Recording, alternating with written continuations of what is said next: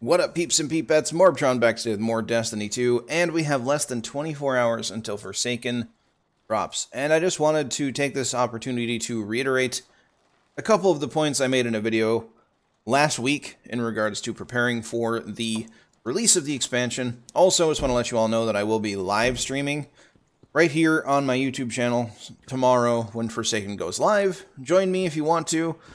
Stop in, say hi. I'll be playing through the campaign right away, experiencing the content, talking about the lore implications of things we discover and find out. I can't wait. It's going to be my favorite thing about tomorrow. I cannot wait until I can experience a new storyline. Apparently, it's one of Bungie's best, so I've got high hopes. But tips for preparing. Now, I'm not going to sit here and bark at you that you should be power leveling through the content and blasting through cutscenes and not immersing yourself in the content, because like I just said, that's exactly what I'm going to be doing. Immersing myself in the story and the content and exploring things and having a good time. So, some things that I myself am still preparing for, I'm making sure that all of my characters have an empty mailbox and a empty-ish inventory. Obviously, we're going to have armor and stuff with us, but before I start the campaign tomorrow, I will make sure that I don't have an inventory full of stuff. Why is that? Well, we're going to be getting a ton of stuff that's dropping and that sort of thing. We might want to hold on to it. We might want to compare with other things. And hell, we might even get some good random roll weapons that we want to bank for later. And now, speaking of the bank or vault, we have 500 spaces now since August 28th. So there's no reason to have a full inventory or a full mailbox. It's got to be pretty hard even to get to 500 at this point with just what we have in the game, unless you have like every weapon and every piece of armor, blues included. But I mean, as you can see here, I've got a very good amount of weapons. I've deleted a couple, but I've still got a fair amount of weapons in here. Got a fair amount of armor in here. I've even got some sparrows and shaders in here as well, and I still have over 200 vault spaces left. So there's no reason to have anything in your bank, anything in your mailbox going into tomorrow's Forsaken release. Now, something else I have been doing, not as much as some other people have been doing, but I've completed some bounties on all of my characters and I'm saving them up. I'm about to grab today's bounties and complete those as well on all my characters, but I've got a fair amount of bounties saved up on my Titan especially, and a few on my Warlock and my Hunter as well. So that way, when I log in tomorrow, I can complete some bounties just by clicking on them. I don't know if they're going to give any experience or if they're just going to give me the same rewards they would give me today if I completed them, but I figure it's worth sitting on them, because I don't really need the rewards sitting in my inventory today. They can sit in my inventory tomorrow and it'll be the same. So I'm holding onto them because if they give a little bit of XP, that is at least a little bit of a boost going into the campaign, and one that doesn't take time away from completing the campaign and jumping into the new content and immersing myself in the new content as quick as possible tomorrow. One thing I will mention about tokens and things of that nature, hold on to your gunsmith materials, crucible tokens, and vanguard tokens until you hit maximum character level of 50. You want to do that so you're not wasting any potential upgrades. What I mean by that is what you get out of these token turn-ins or gunsmith material turn-ins is capped by your level. You can only go so high depending on what level you are. So if you're 50, you can go all the way up to the soft cap of these turn-ins. Soft cap meaning you get upgrades from token turn-ins, quest rewards, strikes, public events, that sort of thing. Just doing anything in the game will get you power level increases.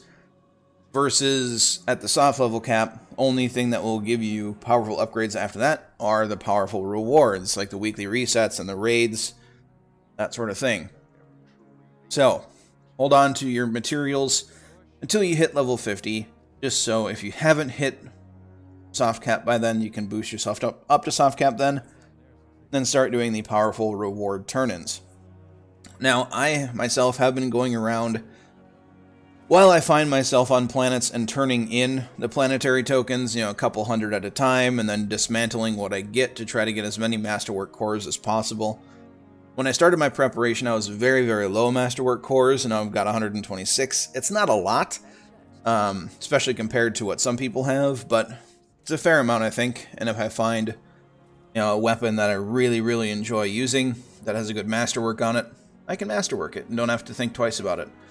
So yeah, that's something else you can do. I have almost 1,000 Emperor Callus tokens still. Need to spend a very hefty majority of those just to get rid of them, really. Yeah, but save your planetary materials, your uncommon ones, your greens, because those are used for transfusion materials. The blue ones, I'm fairly sure you can get rid of. Who knows? We might be able to turn these in later to get like more of the green versions of them. Who knows? I don't know. Maybe. We'll see. But they don't really give you much reputation if you turn them in either. So I'm going to sit on them until tomorrow and see if you can turn them in for more greens or not. But there we have it. Now, if you are looking to power level and sweat your little brains off getting to max power as quick as possible in the next week, what you can do to make that a quicker process is you can go do public events right away tomorrow after the expansion releases to get up to level 50 before you even start the campaign, and that way you maximize any of your power level increases during the campaign from quests and random drops and things of that nature.